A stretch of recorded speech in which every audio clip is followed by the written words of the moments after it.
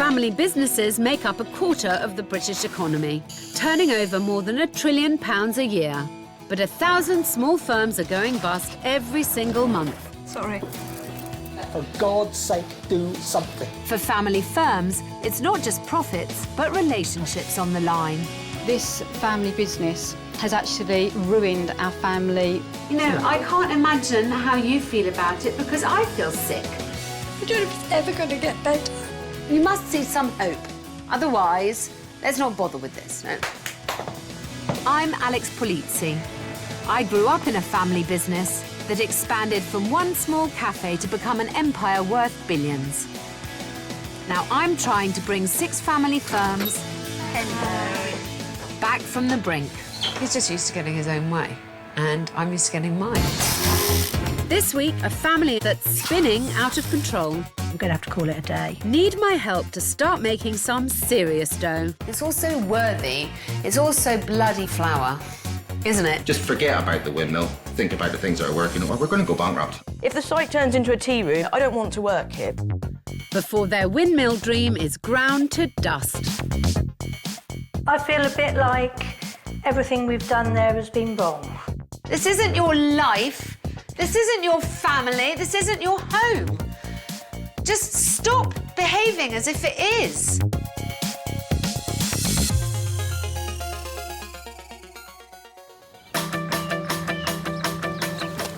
I'm on my way to a historical tourist business in Norfolk that has hit rock bottom.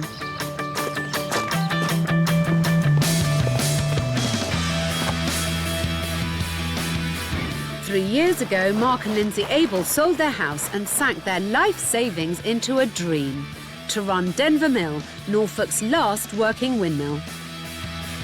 This is the biggest machine you'll ever go in. And it is a machine. We are inside a machine. Their ambition was to mill flour and turn it into bread they could sell on site. It sounds a bit, you know, hippie, but I think this windmill found us, not that we found the windmill. But their utopian dream has turned into a nightmare. There's something going dreadfully wrong. We have no life. I used to have one, apparently, but I can't remember it. There's no just this. Everything we have in the world is here. We have nothing. We have nothing in the bank. Everything's here.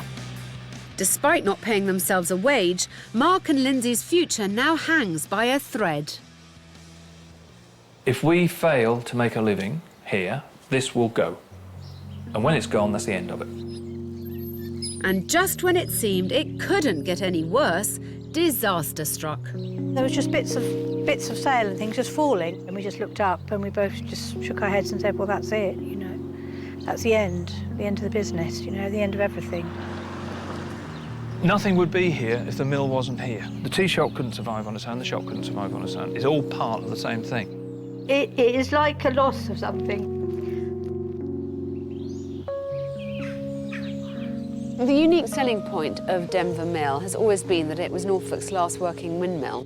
3 weeks ago, that was true. However, it's going to cost a lot of money to replace them, and at the moment, the family don't know whether it's going to be possible at all. But the business was broken before the sales came off. Despite 3 years of hard graft, they haven't made a penny. If that doesn't change, then this place could close in a matter of months. Having spent years working in the voluntary sector, Lindsay is now in overall control of the site. Hiya, I'm looking for Lindsay. Hello. Hello. Lovely to meet you. And you. We're very pleased you're here. Thank you. I'll just come very round. pleased I'm here. So how many people can you serve at a time here? At busy times, we're looking probably about 25 to 30 at the most. But we have an outside area as well, and quite often in the summer that's quite a good area because it sort of gets people outside. You also sell your own bread here. You make sandwiches from your own bakery bread, I see. Yeah. Well, the idea is that we mill the flour here, we make our bread, and then people can take a loaf home or they can use it to cut up for the sandwiches, so people can actually get to taste the mill, so as to speak. OK. Let me take you to see Mark.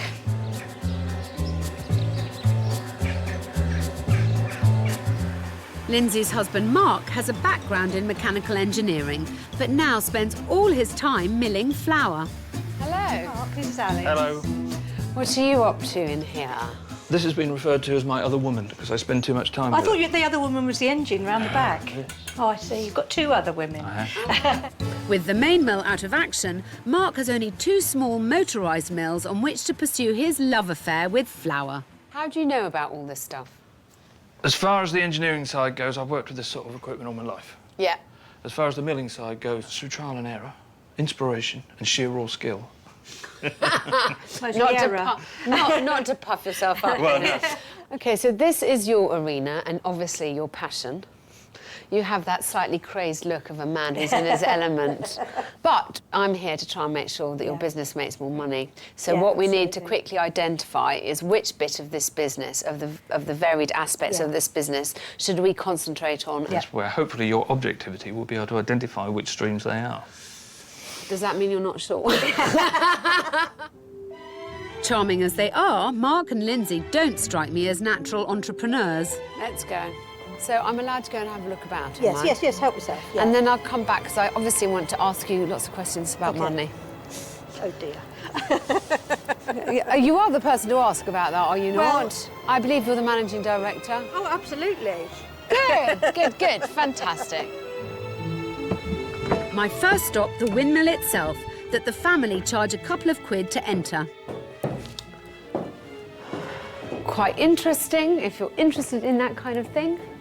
Which, despite owning a bakery, I'm not. Next door, they run something I would be interested in, though, baking classes. But the room is far from what I'd expect. Ah.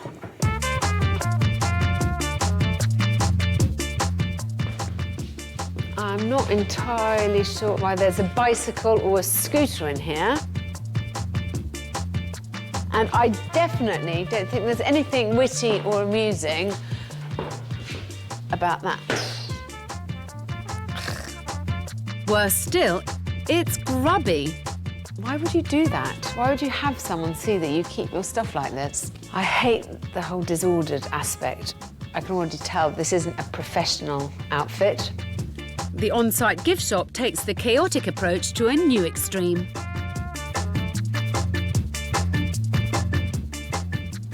I find it very confusing in here. The family's home-milled flour sits side by side with tourist tat of the lower sort. I find it all a bit depressing. I would love to know who does the buying for this, because I think they're very confused about what they're trying to achieve here.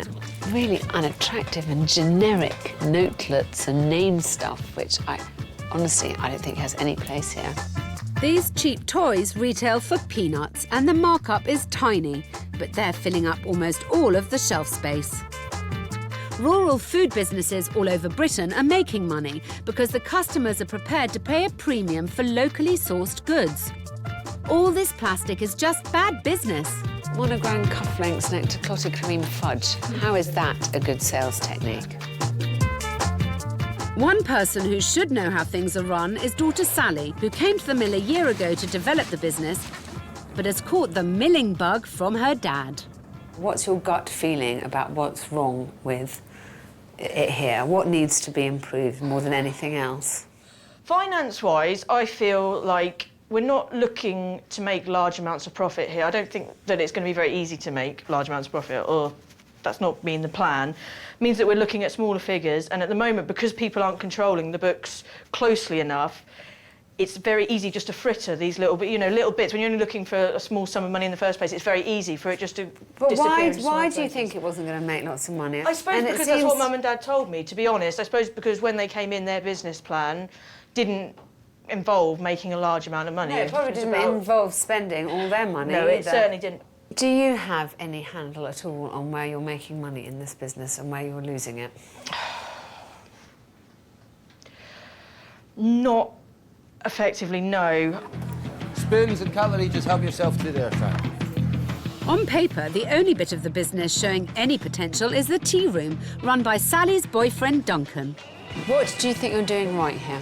Oh, I don't really know. We're doing a bit right, but there's a lot we can work on. So tell me, I know, but what's I'd like right? to know, yeah, tell me your strengths, what you think the strengths are. The strengths are the quality ingredients we actually use. We try to go for quality, not quantity, to get people to come back again.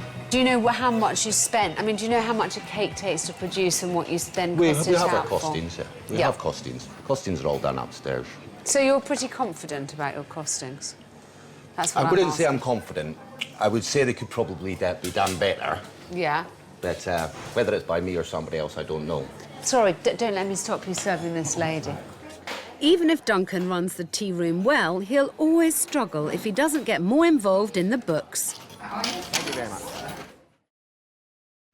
The family are juggling a lot of balls, a shop, a cafe, a mill, a bakery, as well as events and holiday cottages. Every part of the business has its problems, but they're made even worse by another fatal flaw.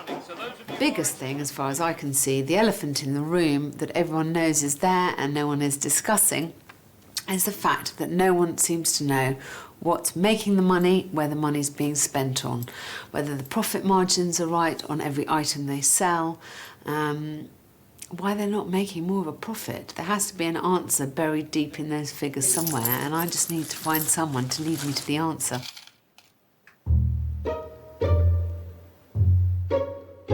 And that's a trail that leads directly to Lindsay.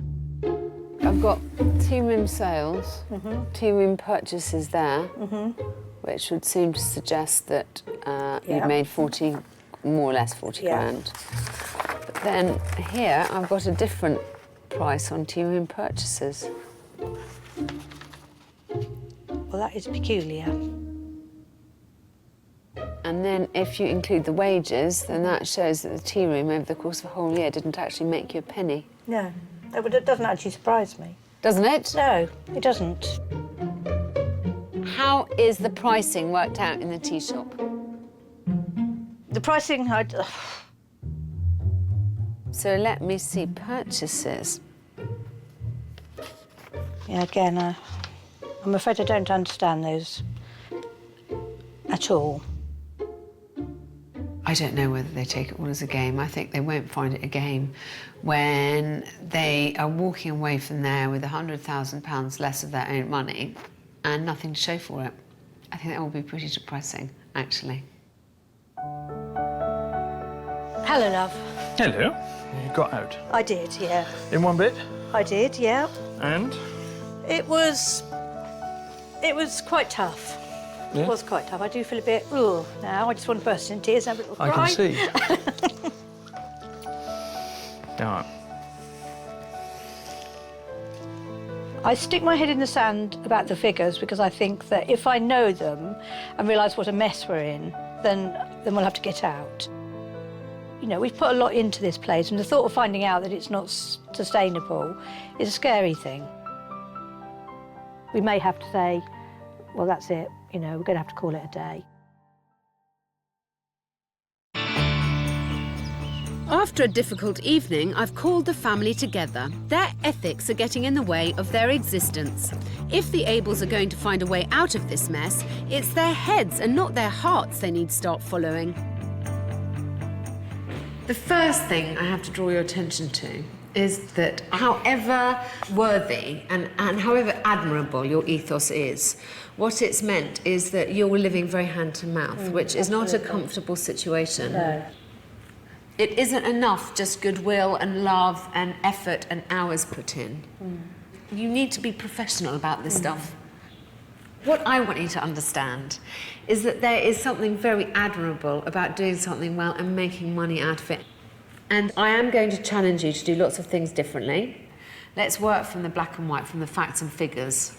It takes the sting out of every discussion, because once you have the facts in front of you, they're quite hard to argue. Yes?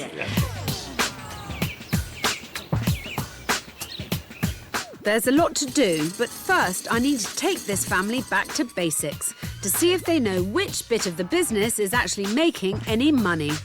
I need to confront them with their willful lack of knowledge about the financial state of this project.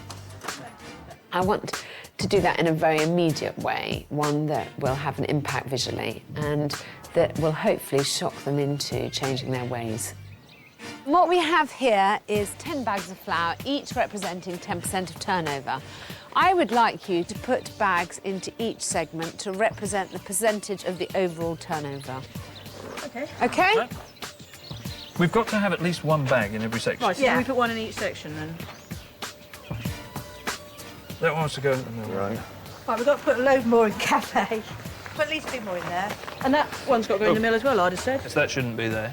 Duncan, are you happy with this? Personally, I'd keep that one into the cafe. Go on then.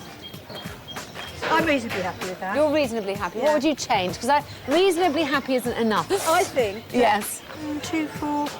No, OK, double the amount of money No, that that's the right. tea Yeah, room no, I'm happy. Really, there isn't much money sloshing about at all. I don't think that that's anything to admire. I just think that's stupid. Well, none of you are really aware of how the situation stands then. 54% of your turnover comes from the tea room. Right. 26% of your turnover comes from the shop. 10% comes from the cottages. And the mill and the events share 10%. So, can I just say, depressing as it is, you two are spending a lot of your time on something that's the tiniest part of the business. I don't think it is, because if we didn't have the flour, then the tea room and the shop, well, the tea room certainly wouldn't be making so much money, because they have to have the flour to make the bread to make the cake. So we had to look at why aren't we getting a better margin coming out of the mill? In saying that there's 2 of us spending a lot of time in the mill, it's sort of is the backbone to it. I agree that it's the backbone, but it's a backbone that's not going to be able to be supported. The family are more about the mill than the money. I just hope they can see they have to change to stop this site going under. I want to say that I didn't realise until now how important it is to me, the milling side of it here. What we all agreed on when we'd agreed on what we were going to do before Alex came, was not to compromise on using our own product wherever we can, because we feel that that's really important. And I feel like if we're on this site, we have a responsibility to use it as a mill in some sense. And if not, we might as well go and get a tea room somewhere else. Yeah. To be perfectly honest, I would rather just make enough money for us all to make a living and not have a lot of money and still have that windmill and still be able to stone mill than have extra money. If the site turns into a tea room and a gift shop and then the administration side of it, I don't want to work here because I've got other things I can do. That meeting this morning, a joke. Complete and utter joke. They're still concentrating on something that is never going to work. Everybody likes to work the mill and work in it, but it's a luxury, isn't it? You know, it's a £750 million luxury that's broken. They're playing millers. Mills went out 200 years ago. You know, if you can get it working, it's an added bonus. But it's not something to depend on. It's like depending on the wind blowing every day. Is that not a business strategy that's ready just to collapse? Just forget about the windmill. Think about the things that are working, or we're going to go bankrupt. And I didn't travel 600 miles to go bankrupt. Everything they say is so uncommercial. I mean, Lindsay, Sally, Mark. I mean, I'm amazed. The only person who's got a healthy business bone in his body is Duncan, and that's only so long as he doesn't have to use a computer. So, you know, I've got a struggle ahead to make sure that everyone understands what's involved here, but it's a struggle I will win.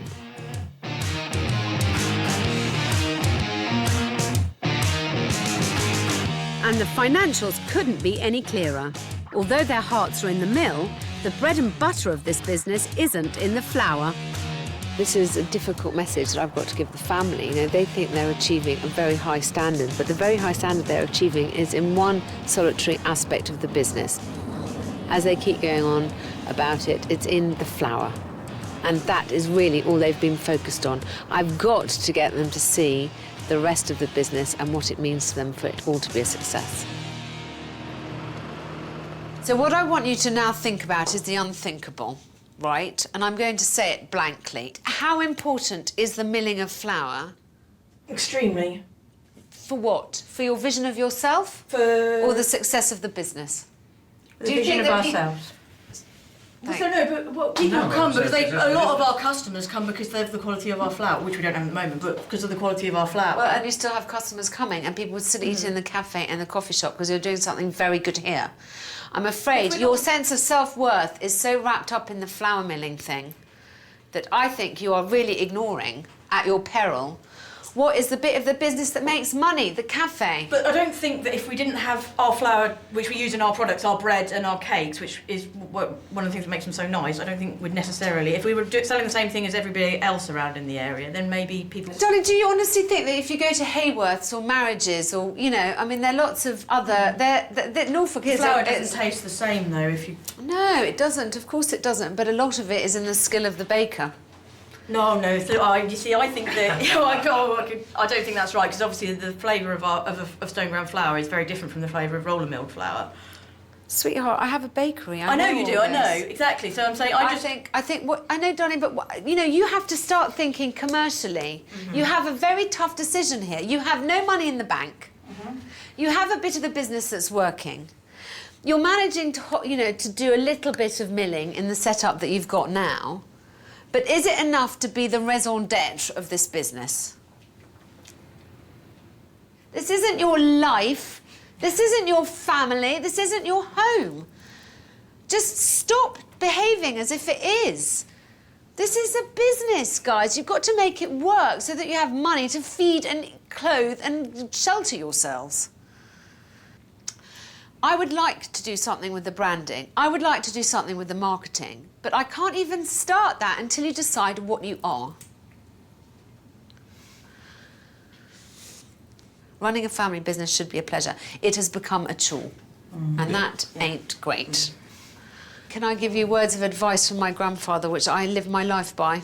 Is never look at the bigger picture, because there's no point. Solve one problem at a time with a very clear-sighted view, because otherwise you dissipate your energies. So you have to do one thing, you do that one thing, you tick it off, and then you move very quickly to the next one.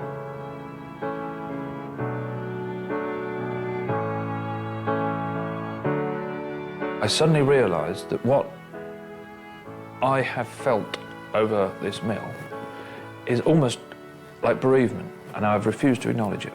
And I'm still refusing to acknowledge it, because if I do, I should be really upset. And I didn't realise that it affected me as much as that. I think this is why Sally was so defensive of Alex's comments about the mill and the flour.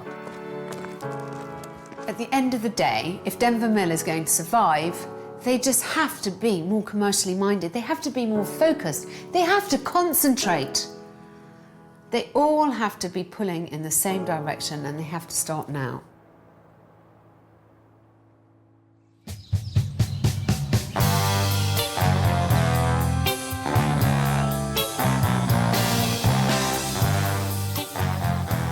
So after last night's frank discussion, have the family woken up to the idea of a new way forward?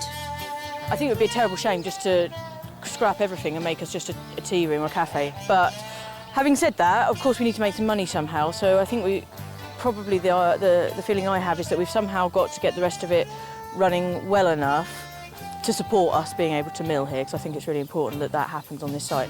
Well, it looks like I'm slowly getting through to Sally, but is the rest of the family ready for a new direction at Denver? I think what we ought to do first thing this morning, just what we talked about in the car last night, which was how we were feeling about what Alex said about the windmill. Don't know whether it's such a big deal to you, Duncan, is it? It is, but it's not my first priority, is it? I mean, my first priority is thinking, are we throwing too much time at something we can't get possibly to work at the minute? We know that we've got to get this business working. And we know that, from what Alex said last night, it gave us confidence to think that we can get it working without the windmill. So let's get the business working, get all those other sites, these other bits really working well, in order for us to be able to be paid and for us to continue to indulge ourselves being able to use the windmill and having that sense of responsibility. So almost the windmill becomes a bit of a hobby that's attached to the business. We've been very focused in one direction, and that direction is very much tied in with the milling and the product and all the rest of it. I think we need to do some more market research, because there's no point going in the direction that we want to go into if our customers don't want it.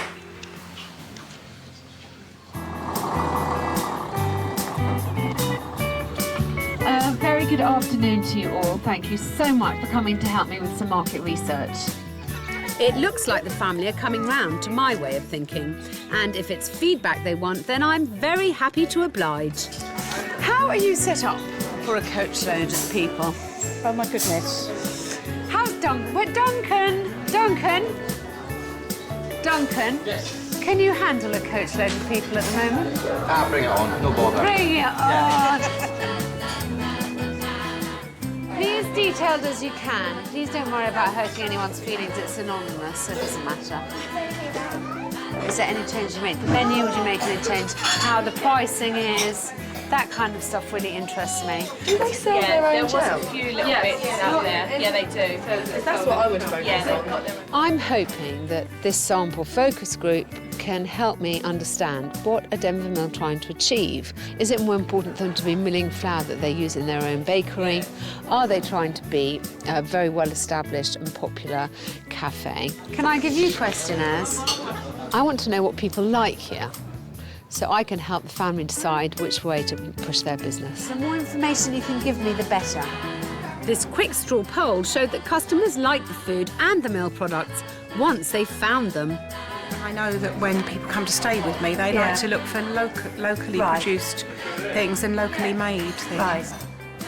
There is a very rich tourist clientele that come to Norfolk. It's very highly regarded. There's a lot of money washing about here, and I'm not sure that they're attracting their fair share of it at Denver Mill. With the Norfolk tourist industry worth £2.5 billion a year, I think they could make more money from their merchandise. It's time I took the mill up market.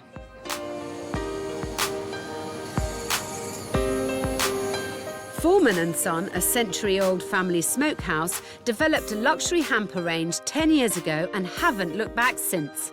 It's a market that's worth a staggering £75 million a year in the UK alone. I want the family to realise they can keep their heritage and turn a healthy profit too.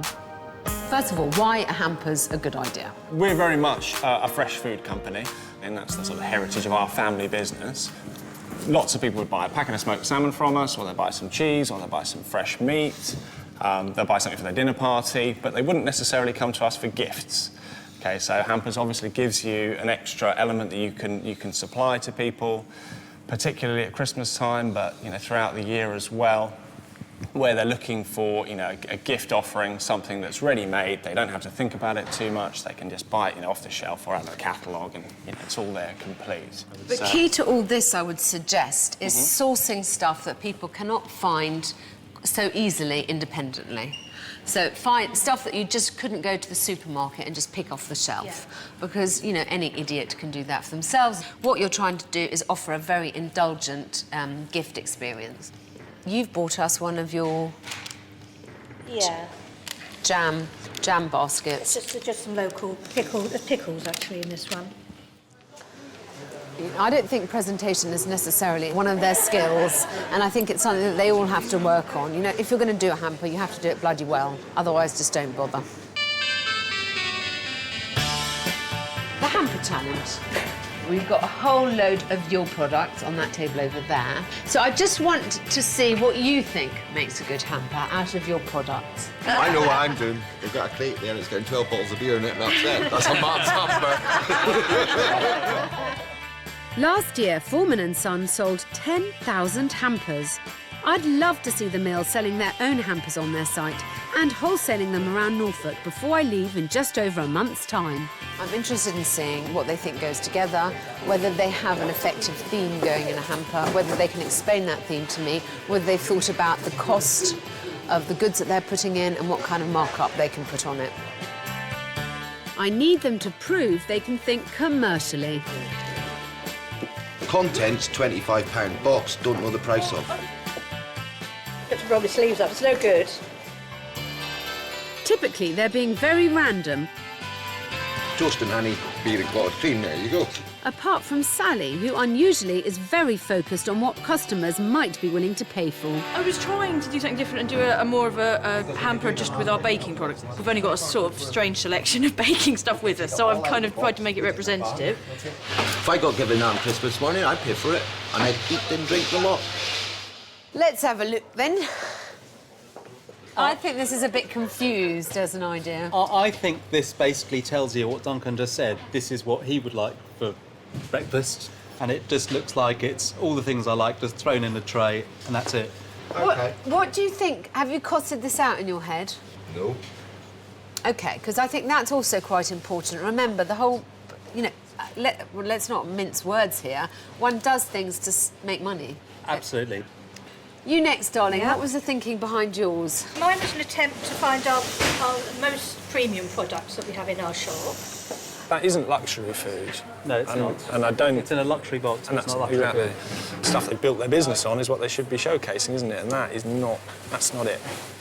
OK, thanks. So your thinking was here? The idea is it's sort of a showcase of our product, and if somebody wants to sort of like, you know, start up a kit to try and start making their own bread with our products, then this would be it. I love it. I mean, to me, this really, you know, this sells your brand. You know that these products are all excellent products because you're producing them yourself. And part of the whole reason for doing hampers is actually to promote what you do. I was worried that Sally would let her values get in the way of creating a hamper you could make a healthy profit on. But her bread-making kit captures the essence of the mill and passes muster with the experts. You know, that looks like something you'd spend money on. That looks, you know, worth plenty, yeah. It does. It's very natural looking and, you know, it says something about you. And I think that's, you know, that is great. Looking at someone that's obviously expanded and taken it to the next level, but still being able to stay so grounded and rooted in what they believe in, made me realise that you can progress and you can make money and you can look a little bit higher and reach a little bit higher, but still hold these values and still stand by your values and still be based on what you believe in. So, yeah, it was a real eye-opener for me. With Sally now seeing the value in adding value, she's getting stuck into some mass production with her mother.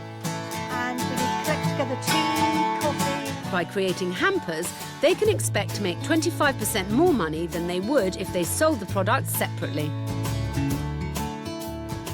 You're right, Sal. Don't forget to put loads of that stuff in, because they did, that's what they said, isn't it? Make sure you've got plenty of stuffing in. Better? Yes. Oh, don't like that stuff. Right, who won the hamper competition? The hampers are unique to the mill as they showcase their own flour. But by grouping this with other products, Sally is really tapping into the home baking market that's currently never been bigger. That's it. That's why I do mill tours. I'm Dad's glamorous assistant. This is the beginning of what is going to soon be a huge warehouse-style factory making hampers. This is the miniature version. Looks great. I mean, fantastic. This is your, obviously, alcoholic version, which looks very nice.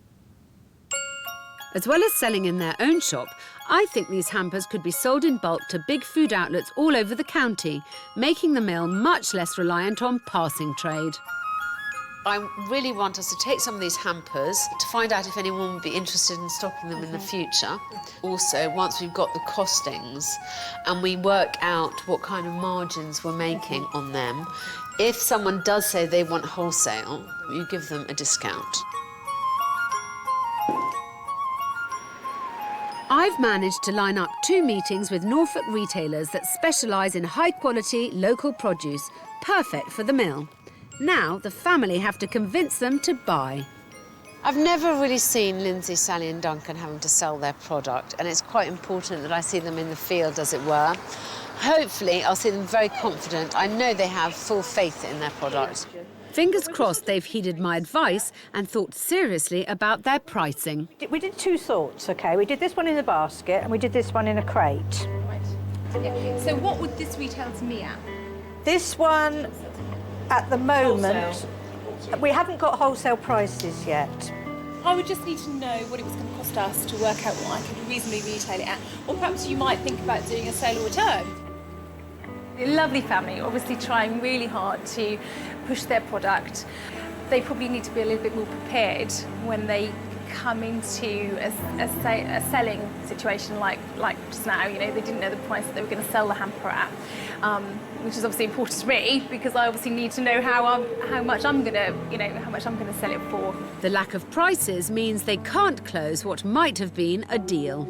The last thing I said before we left the mill to Sally and to Lindsay was to make sure that they had the costings, to at least have the raw good cost, and then we could work out, as it were, a retail price and a wholesale price. We knew we were going to be asked this, They came very unprepared in this regard. With one pitch left, they need to get their figures straight or today will be a write-off. This family have got to get a grip. We need those numbers and we need them now. Hello, Dad, we need prices for those hampers. No. Now. The prices on those hampers now. £16.50 and £23.50. In this next shop, I'd like you to go in on your own, because I think that it's good that you learn to introduce yourself, to ask immediately for the person who you should be seeing, then you engage with them rather than me. Luke, is it? Hello. Hello, Luke. I'm Duncan from Denver. This is Lindsay and this is Sally. Hello. Hi there. Hello there, nice to meet you. We've brought some of our products in today. So what do we get in here? We get yeast in here. You get yeast, Yeah, The flour. the baked bread making Yeah. flour, the oil, the tin, and there will be a recipe card in there. Lovely. So the retail price is These will wholesale at about 21, okay, and then retail at. about 27, 28. So far on what you've said, you're ticking a lot of boxes which the greengrocer's business philosophy adheres to. Right, seeing your range of products, I would say hamper on the shelf tomorrow. I would say your flour on the shelf tomorrow. This is just one store and they need to pitch to others, but it clearly shows they have a market beyond the mill itself. I thought it was very important to show them that they do actually have the skills to do their own sales and marketing, and that they just have to be brave and make some new contacts, make the effort to go on making new contacts wherever they go.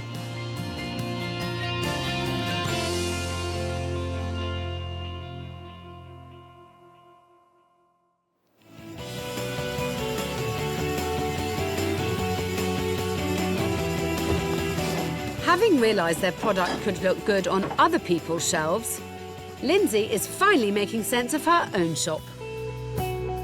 Now we need to get all those units out of the way. I'm not sure where. On that cupboard where you're standing. Hopefully, and I don't know whether this is going to work, at the end of the day, there's going to be a fantastic feeling of space and everything's going to look lovely and tidy and neat. Just move it into the middle for now. We'll be moving something over there to bring something in there to move it back over there all the time. But this is the only way we're going to be able to do it short, taking everything out of the shop, standing it in the back garden and bringing it all back in again, which might be an idea, actually. And Sally and Duncan are tackling the terrible function room. If I scream, it's because there's a spider, so don't panic. We're going to be concentrating on baking classes. We're trying to make them a bit more professional. So obviously we need to make the area that they're going to use a little bit more professional as well. Thank you. So there's all sorts of treasures up here. Just going to put things in here now that are relevant to baking. We found that in the bottom of the cupboard, the pickled albino bat. It's quite cool, in a gross kind of way. Never enough hours in a day, is there? Not for all the things we got to do. So I better get on. Chin up and all that.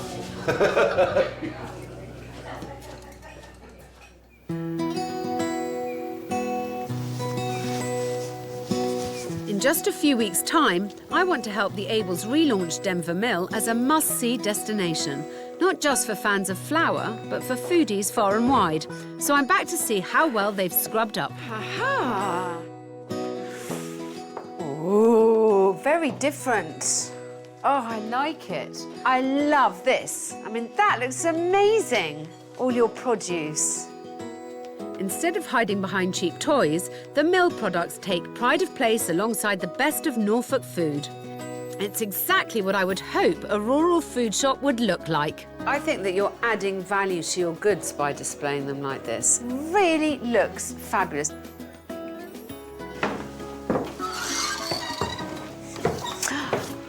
Well, this does look very different. It looks fantastic. I'm really thrilled with this. I really am. Thank you so much. I mean, this is definitely now somewhere that I would like to do a bakery course. Right. I think it gives a very good impression of the professionalism here. I particularly like the aprons. They look fantastic. Because we'd always planned to do that and we'd never found a space on the wall to put them. So Now, I was really pleased to be able to get those out. If this site is going to have a successful relaunch, then the business must send out a coherent message. The mill needs a unified brand. Right, first thing I need to tackle you with. What on earth is this? Is it A wide selection of public Exactly. What does it say about your brand? Does anyone know? We tried to send a lot of different messages to a lot of different people. Yeah. We need to tackle marketing. Yes. But we can't tackle marketing until we've tackled branding. No. You know, are you kind of little cosy? Are you kind of funky and, you know, bright and a bit more modern? You know, traditional? I don't really know what you want to be. And I think this is a central question that you have to answer for me. I think they're very confused. There isn't one thing that Denver Mill stands for, and I feel that's incredibly important. We've got a gift shop, we've got a cafe, we've got a heritage site, and we've got the milled flour.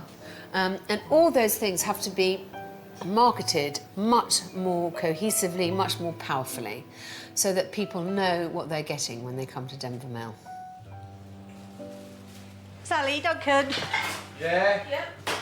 Alex has asked us to find 5 things that represent Denver Windmill. I need the family to be on the same page when it comes to who and what they are. I'm going for what everybody comes here for. I'm looking for something that represents friendly and happy and family, but I can't find anything, so I'm going to find a mixing bowl.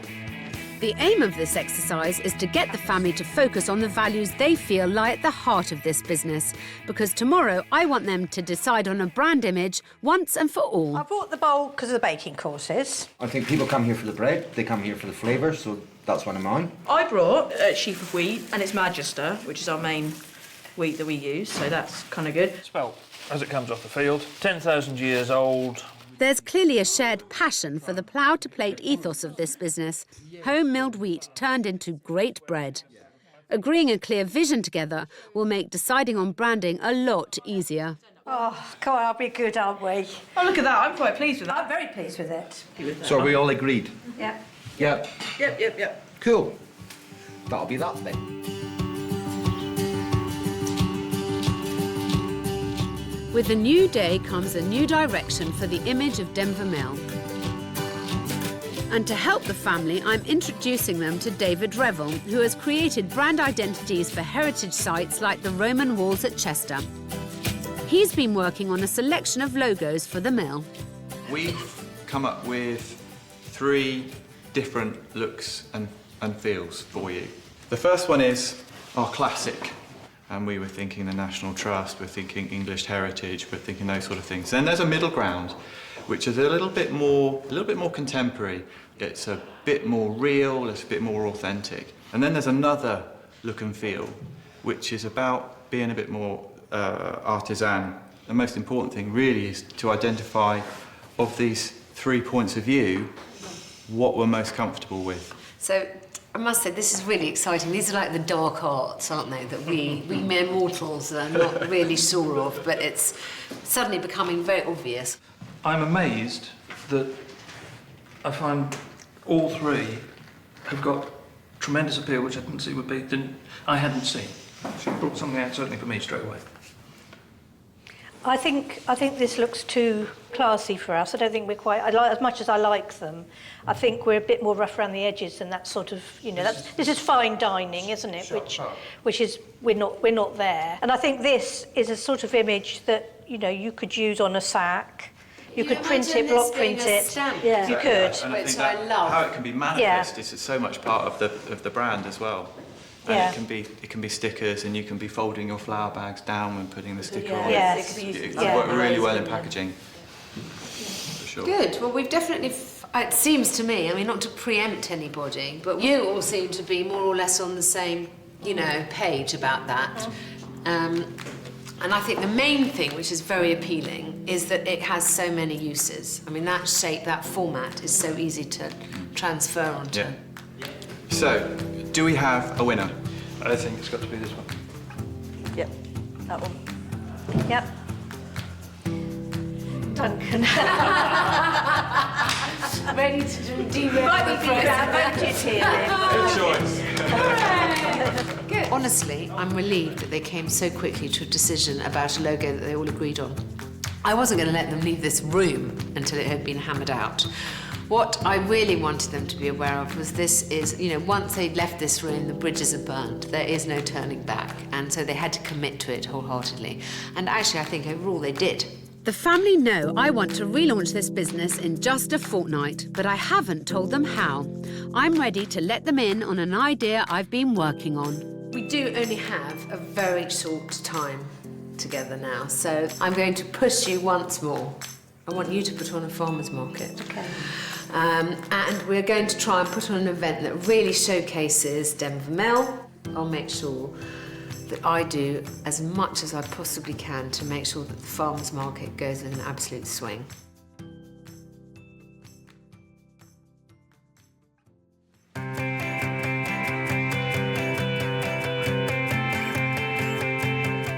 With a clear sense of their brand identity, the family make good and mend to give the whole site a much more unified feel. Yeah, no, I think they're really, really nice. I like that. Yeah. That's an eye-catcher. That's good. Yes. That's good.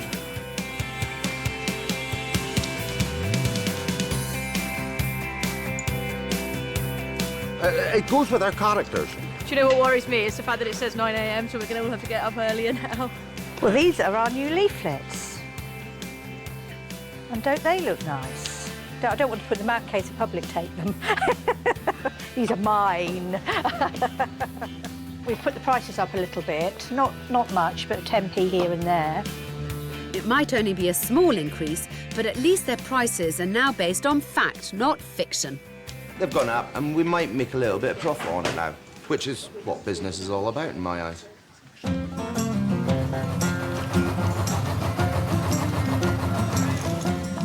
And I hope their business can now also be about farmers' markets. With over 500 regular markets in Britain, this food movement is raking in £65 million a year, and I want the mill to grab a slice of this action. As well as charging stallholders a £20 pitch fee, they plan to sell their own flour, hampers, and a range of speciality breads. It should also firmly place them as a centre for good food, but only if people know about it. So, the once very unbusiness-minded Sally and Lindsay are about to come over all commercial. There we go, this is Studio 2. We've got a microphone set up for you both. Okay. Let's see if we can make this commercial. When you do read it, smile. Right, OK, so go with a smile. With a smile, yes. A new winter farmers market for the family is arriving at Denver Mills this December. It's more than just the finest in local produce. There's children's bread making, horse and cart rides, along with lots of fun for the whole family. There's even hot food with a warming glass of mulled wine too. Cheers! It's a real country winter treat. But back at the mill, all is not well. You can hear they've come up nicely. Lovely. But they don't taste right, so they go in the bin. That's all there is to it, I'm afraid. There's a bit of a rumpus going on at the moment because the bread isn't very good. The bread the family wanted to sell at their event isn't up to scratch. It's not risen properly. There's too much yeast in there, I think. This hasn't worked fully. That's not good enough. I would not be happy buying that. I'd say, yeah, well... I know it's important to the site, but once again, we've got a situation where the flour and the spelt or whatever we've done today has taken over from what we really should be concentrating on. What appears to be happening, as far as I can see, is we're running off on tangents. Are you suggesting that spelt may be a tangent? What we should be concentrating on is getting this farmers market ready and lots of things for sale and making money.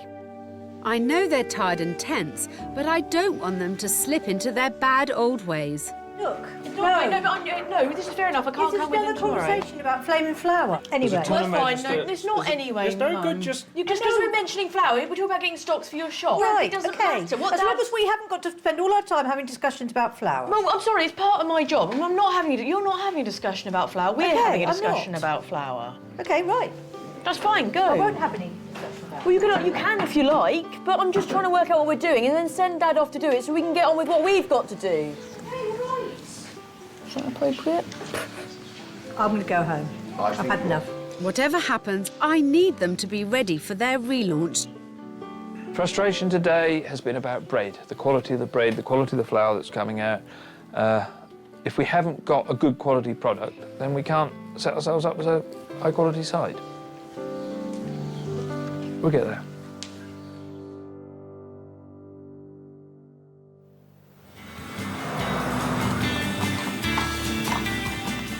After a long night, the family's big day is here, and I'm delighted to say, so is their bread.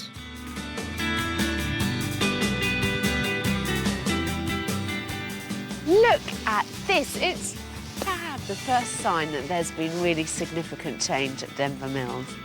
It's important to show that they're becoming a more professional outfit, that they're really thinking about their branding, their face to the world. With food producers coming from all over the county, there's a lot to do to ensure today's event goes without a hitch. We've got to sort out where we're going to have the hampers, and... We haven't finished the hampers yet, that's what's worrying me. If they can draw a crowd, then this could become a regular fixture, where people come from far and wide to sample the very best of Norfolk's food. All the people's names that are on there need to go in that marquee. It's great marketing, great for their product sales, and should fill their tea room regularly. Right, is this yours, this one? It's about an hour before the official opening of the farmers' market, and we've got a long way to go yet already. We need some dressed flour for Wendy. Yeah, we haven't got any. Well, none. We haven't got any flour for the bake and bakes. I mean, it's just really ironic that of all the things we haven't got any flour. Lindsay seems to be running around trying to do everything. I've got to do labels for the spelt briskets. See if he knows where the side of the gazebo is. Duncan's trying to do that. Lunacy. Have you any idea what's going on? Right. Which way round we are now? I better see what I can do. No. So $7.99 and $9.99. $7.99 and $9.99. Yeah. Never used a pricing gun, but it can't be that hard. Yeah, that's rubbish.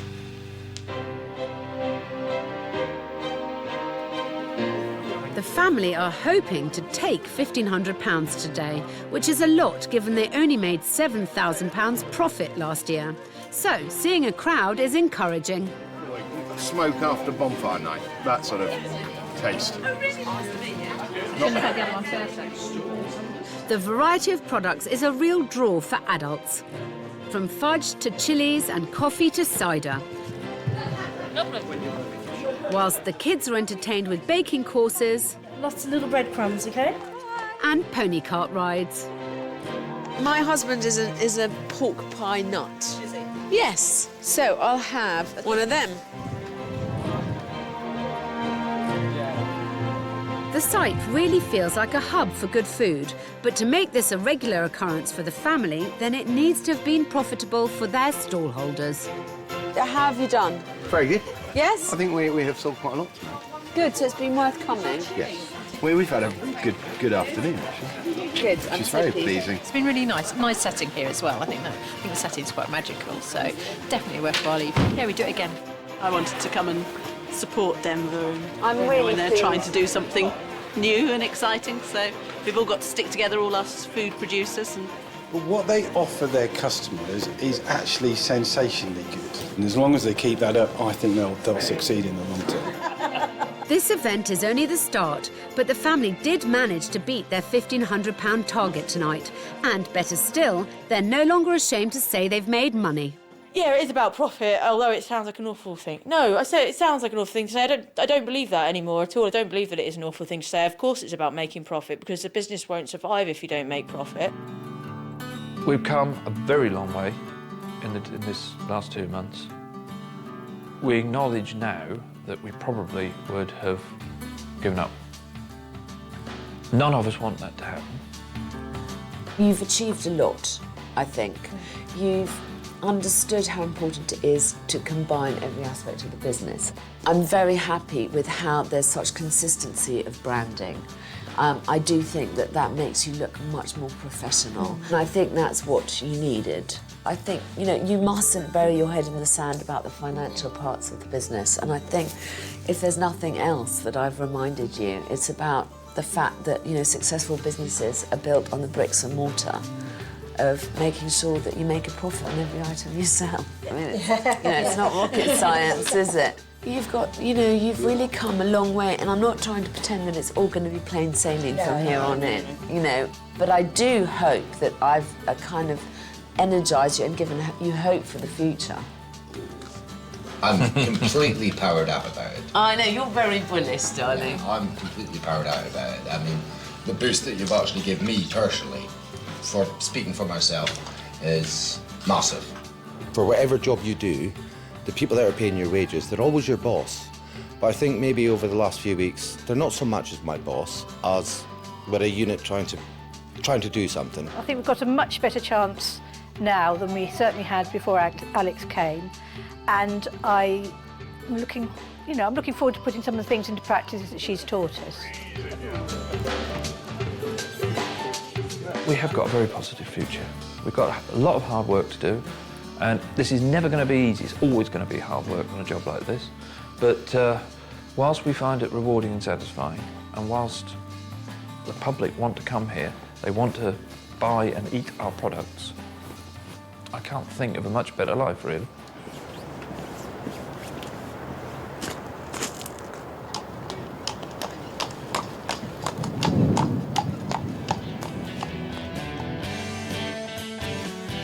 Six weeks later, and the family's optimism about the future of the mill continues to grow.